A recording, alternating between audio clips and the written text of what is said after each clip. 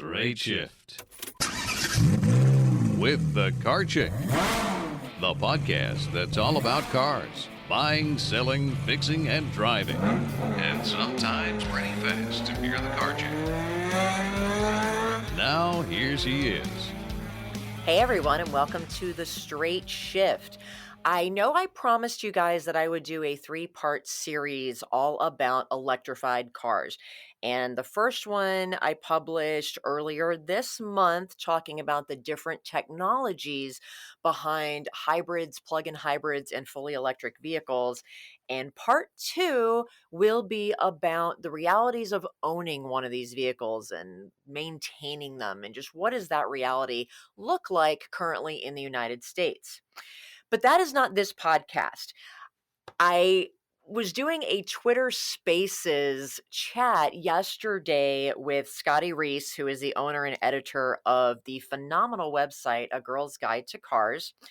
And we were talking about how some of the manufacturers, because of the chip shortage, are removing options and features from cars in order to be able to spit out more cars using fewer computer chips. And it was a great discussion. If you're not familiar with Twitter Spaces, it is Twitter's live functionality, but it's audio only, thank goodness. So I didn't have to get fancy. I could still do it in my yoga pants. But it's a good opportunity for us to talk and get some information out live to the audience. And if you haven't checked out A Girl's Guide to Cars.com, definitely do so. It is a phenomenal website.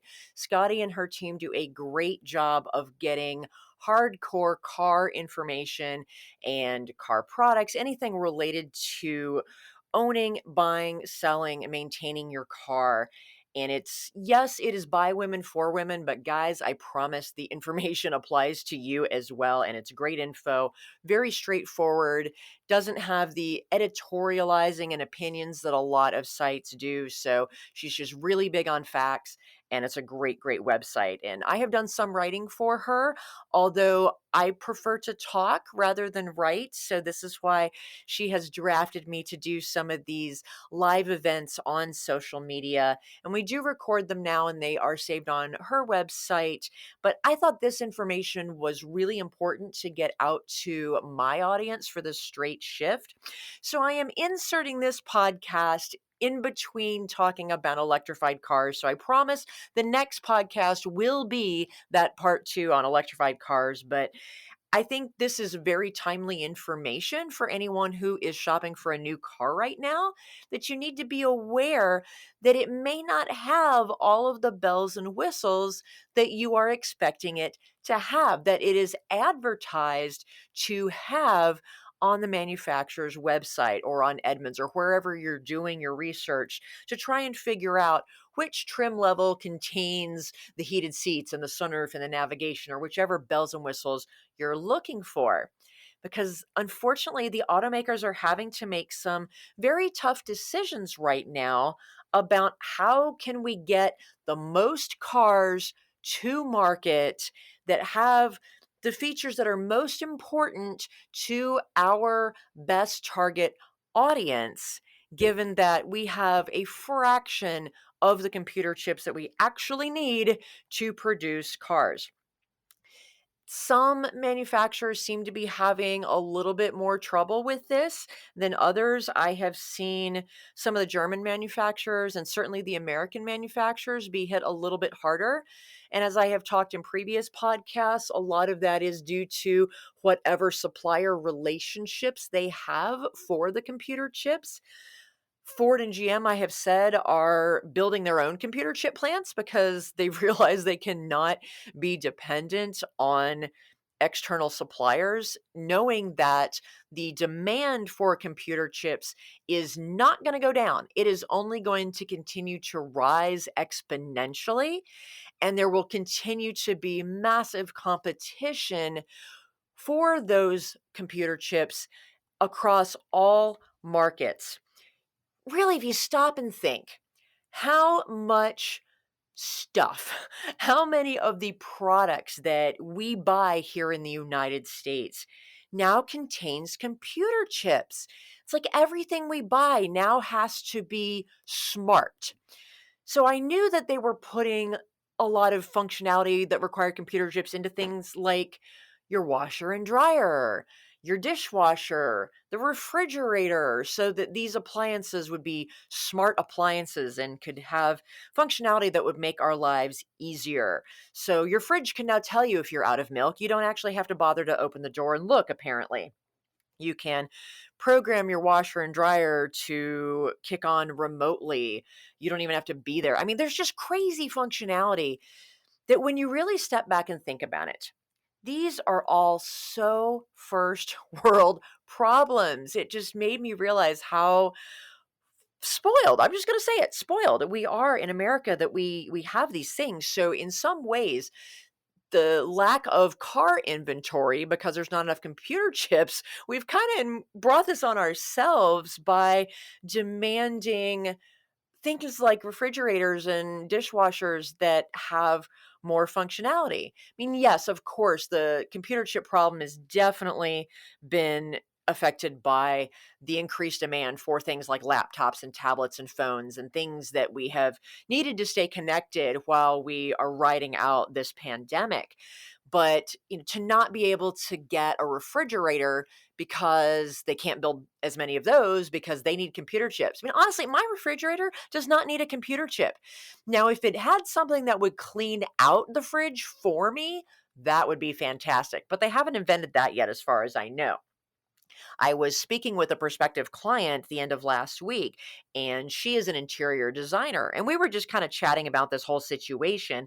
I actually told her not to buy a new car, that she should buy out the lease on the one that she has. That was the best decision for her. But we just started talking because I was asking her some questions about furniture, because interior design is my other passion.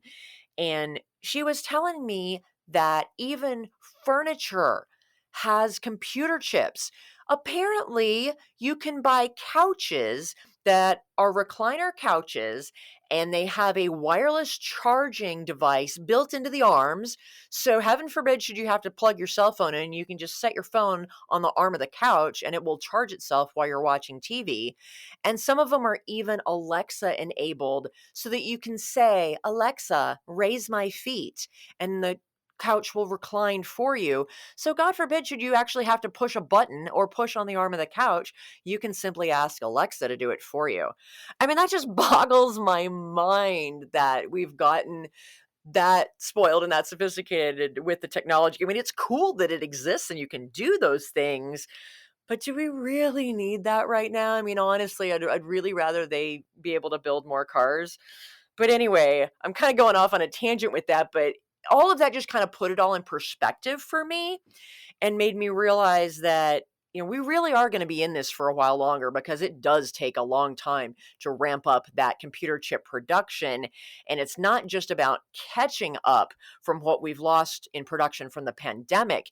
It is truly because the demand for computer chips for all of these intelligent devices and furniture and everything that we have decided we need in our lives, it's just going to continue to go up exponentially. And so I think we were going to start seeing some tightening of that market anyway, because the demand will always shoot up faster than they can increase the supply of these things. So how is this affecting the car manufacturers? Some of them are seriously skimping on options in order to produce more cars. And I use the word skimping and it sounds very negative and it is annoying, but I certainly understand that they are having to make some very difficult choices. So I wanted to give you guys some examples of some of the bells and whistles that you might think you're going to get with a new car, but maybe you won't. So you need to really check these things for the specific car you're looking to buy to make sure that it actually has it. So, for example, and I will give you examples, but this list is certainly not exhaustive and it changes from month to month. So, you need to really look at the car you're buying and ask the right questions to find out if it's going to be missing any options that you were expecting it to have. So, for example, BMW in many cases for some of their cars. And this is not true across their entire lineup. The manufacturers, again, they are scalping parts from one car to make sure they have enough of those parts for their more popular models. So they might be pulling things out of their sedans that are not as hot selling so that they can put them into their SUVs, which are more popular. So it really is going to depend on the exact make and model and even trim level of the car that you are buying. So, for example, touchscreens are one of the things that BMW has decided they can live without, because you still have that track pad that they call the iDrive controller to interface with the car. The voice commands are also there in many cases. So you have some alternatives. You can still communicate with the car. You still have a user interface. So the touch screen, they've decided, I guess, you know, people are used to using our trackpad. We've had that for years. They can live without the touch screen for now, and that will save us X number of computer chips that we can then use to make more cars. Now, if you also ordered a BMW that had the touch screen and it also had the backup assist technology package, which is their automated parking, the car parks for you, you will probably not have that as well. It's really cool and really convenient to have the car park for you, because God forbid we should learn to parallel park. They just don't have that on the driving tests anymore, apparently. But it's something that, honestly, first world problem, we can live without for a while until we can get the computer chips back. It's better than them pulling out some of the safety technology or something more important than the car parking itself. The touch screens are really nice, but again, there is an alternative interface that they've had for years that, while some of us find it annoying and kludgy, it does work. So we can live without the touchscreen technology. Cadillac, for example, has decided not to include the what they call Super Cruise technology. That's their version of, like, Tesla has the autopilot. It's kind of the pseudo self-driving feature on the Escalade. So Escalade drivers, I'm so sorry, but you're probably going to have to drive the car yourself for a little while, because Cadillac is not implementing Super Cruise, because that takes a lot of computer chips. But sometimes it's not just these fancy features. Some of the manufacturers are having to, especially GM. Poor GM has had a lot of problems. So no surprise that they're going to build their own plant, because GM and Ford have really been hurting, as has Chrysler. GM has had to delete things as simple as the HD radios on some of their vehicles. They've even pulled out things like heated and cooled seats and the heated steering wheels in some of their SUVs and their pickup trucks. And we might think, okay, those are things we can live without. But as anyone who lives north of the Mason-Dixon line or in any cold, wintry state, you can be like, what do you mean I can't have my heated seats and my heated steering wheel?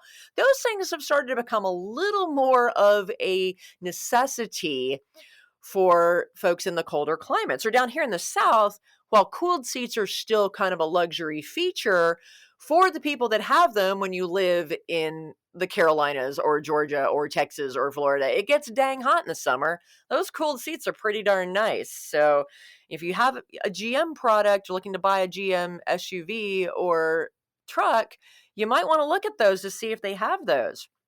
I was looking at a Buick Enclave. We actually bought one the end of last year for one of my clients, and we thought that the trim level we were looking at was supposed to have heated rear seats. Now, arguably in Charlotte, do you really need that? But it was a feature that was very important to her, because her daughter is a dancer, and so she's super skinny and has no body fat. And so she gets really cold, and the heated seats were really important to her. And we thought that this model was supposed to have it, and it was supposed to have it. Didn't have them because they had deleted the rear heated seats in order to save on a computer chip.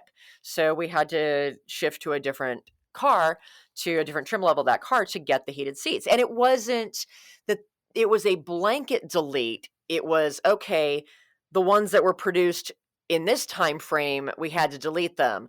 But if you could find that was made before that date, they might still have them. So again, it's not an easy thing to figure out. You really have to look at the window sticker for the exact car you are looking to buy. which again is difficult because you may not have that window sticker yet, because you may be having to put a deposit down on a car that is still at the factory, or it's not even been built yet. You are waiting for it to be built, and so there is no window sticker, and you don't actually know how they're going to build it. So this is just making another level of complexity to trying to just buy a car. It's getting harder and harder to do that and to make the right decisions because there are so many more variables and uncertainties given the current climate. So watch out for that. Personally, I don't think you should have to give up heated seats, but this can happen. Another thing that a lot of GM cars are giving up is the wireless charging for your cell phone. Now, you'll still have the ability to plug it in using an old-fashioned cable. I can't believe I'm saying a cable for your cell phone is old-fashioned, but they're giving up the wireless charging because, again, there's another way to give you the same functionality to charge your phone in the car. It just doesn't happen to be wireless. In my world, that makes absolutely no difference. But for some people, that's important. So, again, take a look. I'm going to take a real quick break. And when we come back, we're going to talk about some other features that may be important to you that your car might not have, along with how some of the manufacturers are sacrificing customers in other countries in order for us Americans to have the things that we want. I'll be right back after this.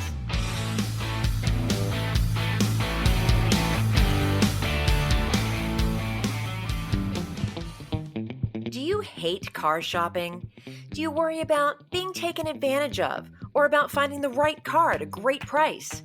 Buying a car can be a frustrating and time-consuming experience. But what if you could get a great deal without having to do a ton of research, without having to haggle, and without the fear of buying a lemon? You can. As your personal car shopper, the Car Chick will help you pick the perfect car based on your unique lifestyle, budget, and personality. She'll handle all of the legwork and negotiating for you. All you have to do is sign the papers and take the keys. It's that easy. To learn how the Car Chick can save you time, money, and hassle on your next car purchase, give us a call at 704-248-8706.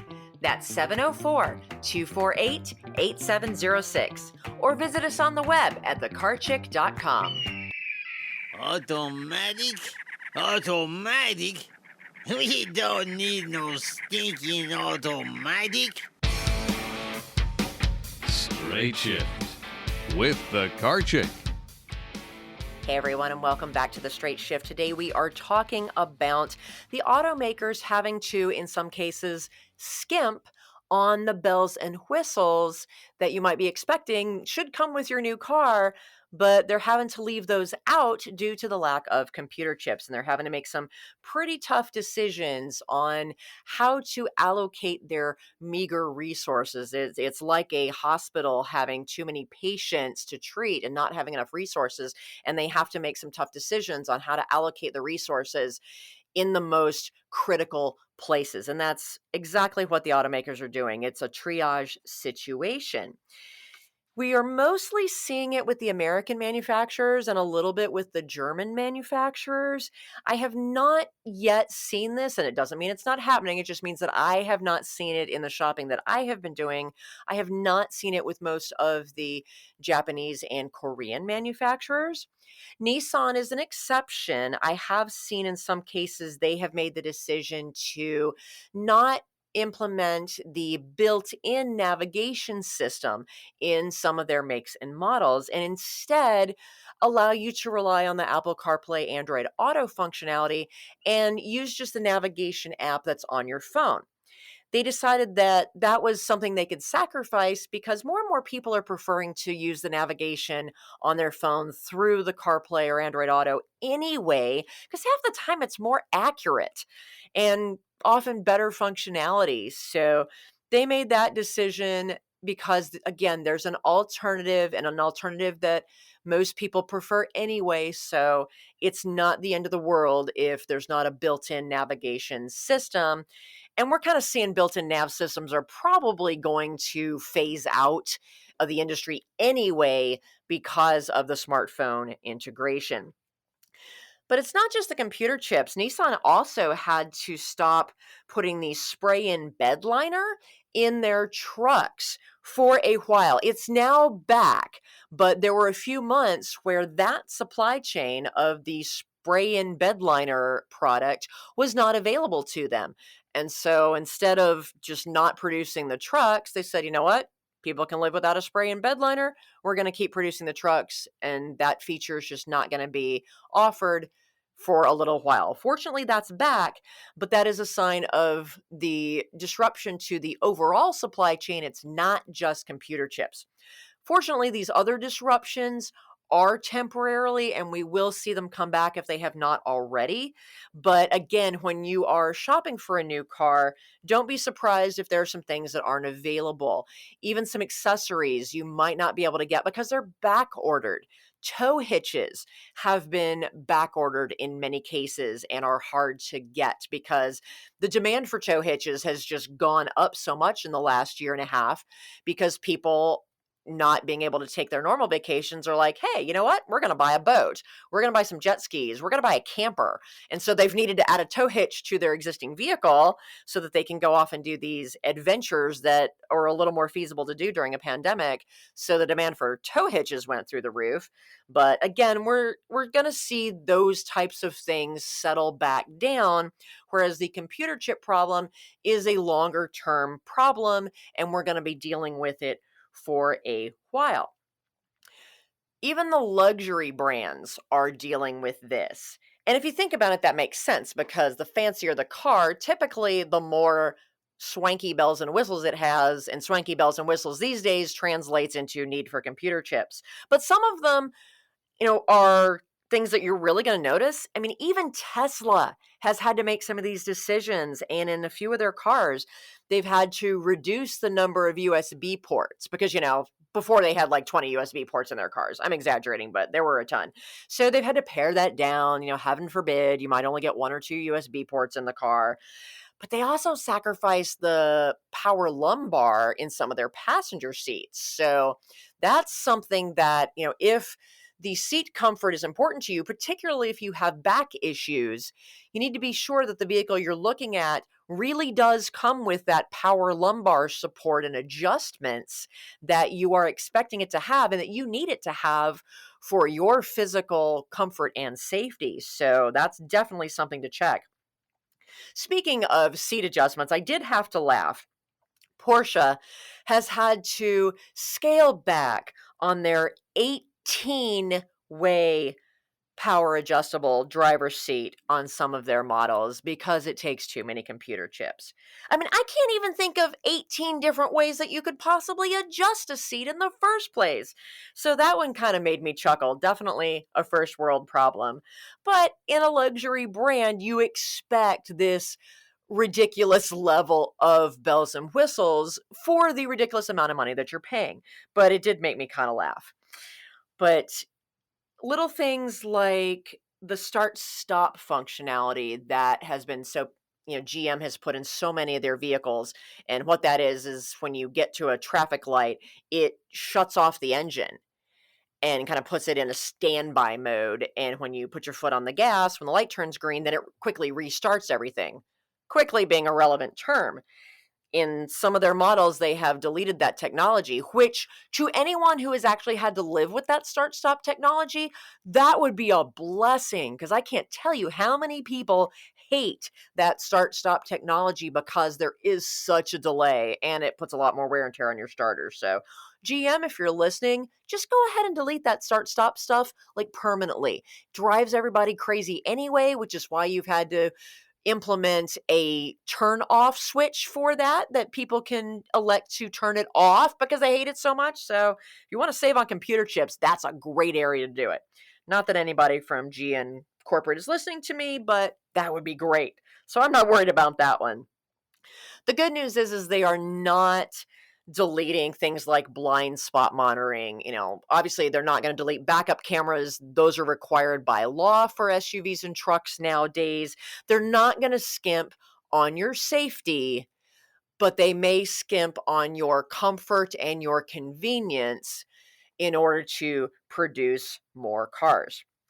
But here's another thing that some of the manufacturers are doing, because remember, this is a global problem. This is not just something that's affecting us here in the United States. It's affecting us more because we are more spoiled and we are used to having more of these luxury features in our cars. We don't even think of things like heated seats and navigation as being a luxury feature anymore. We consider that to be, hey, that's a necessity.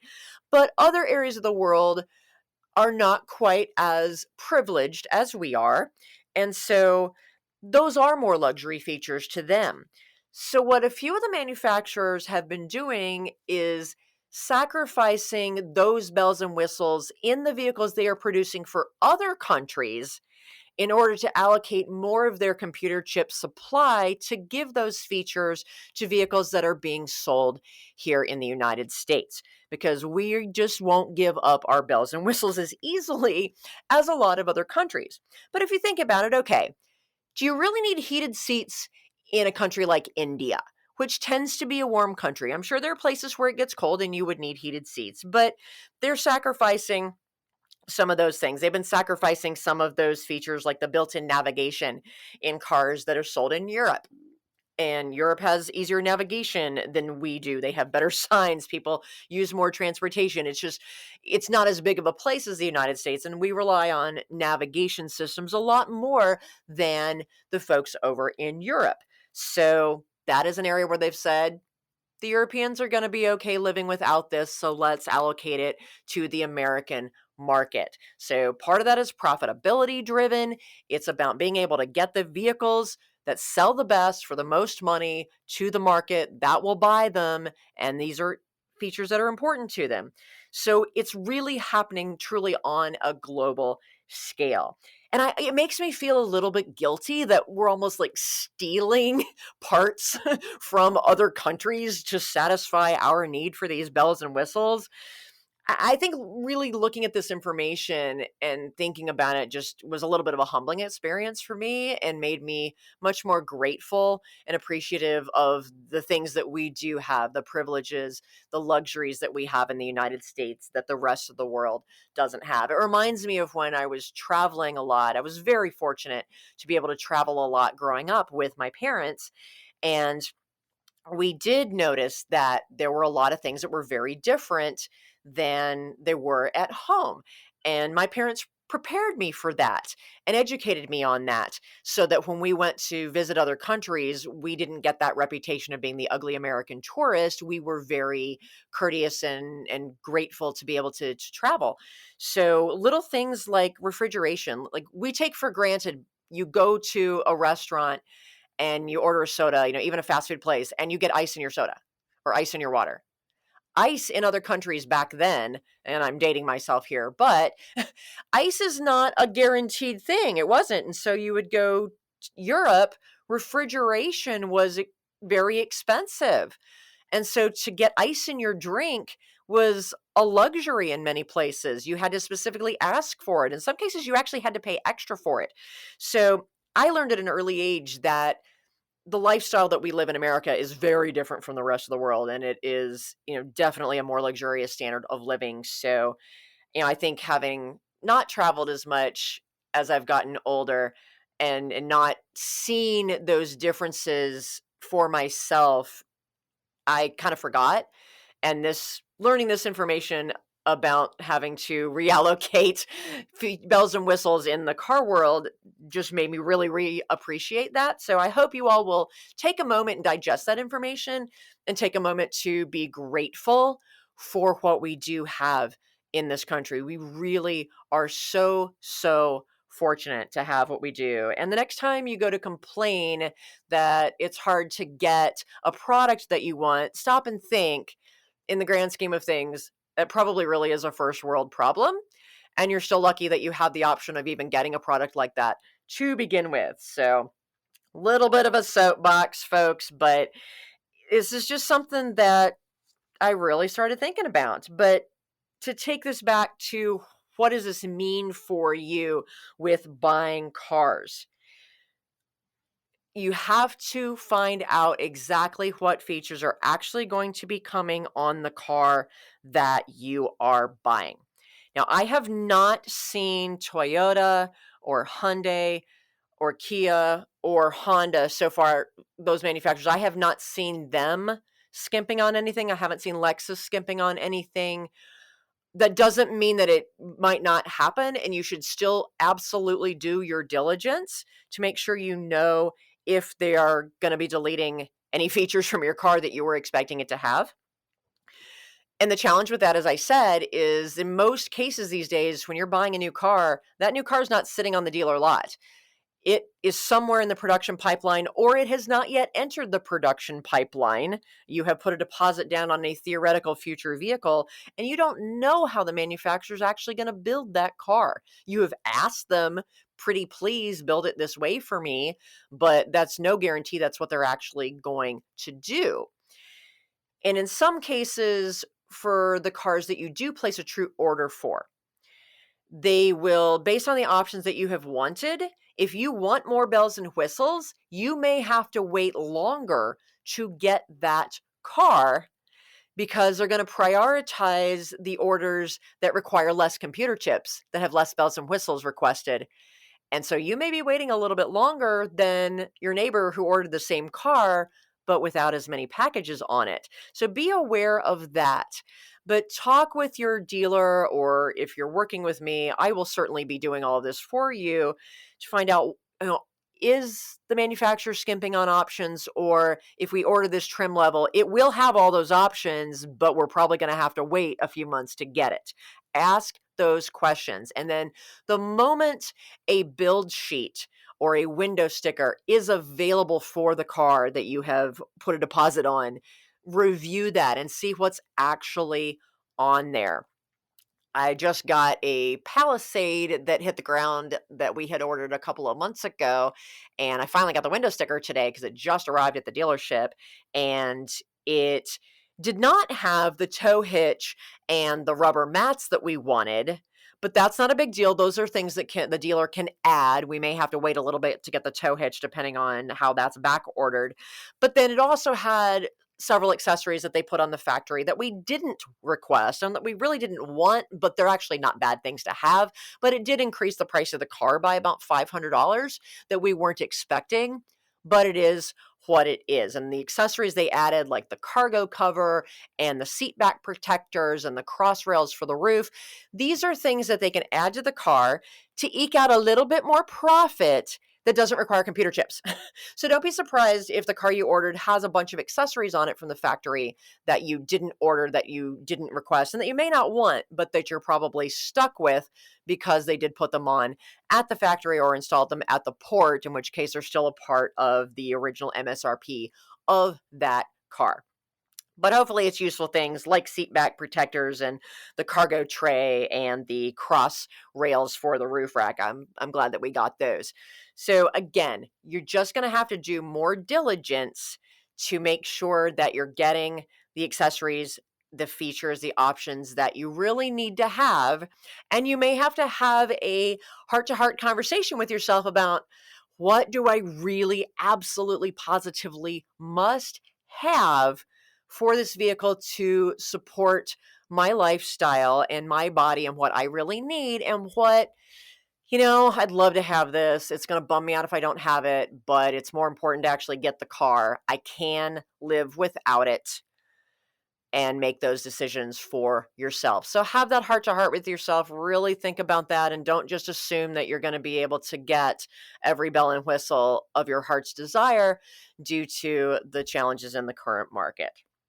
All right, well, thanks so much for listening to me be on my soapbox a little bit today, but I thought this was an important topic since people are actively car shopping, and you need to know what you're actually getting for the money that you're paying, especially since you're probably paying a little bit more than you'd ideally like to in this market.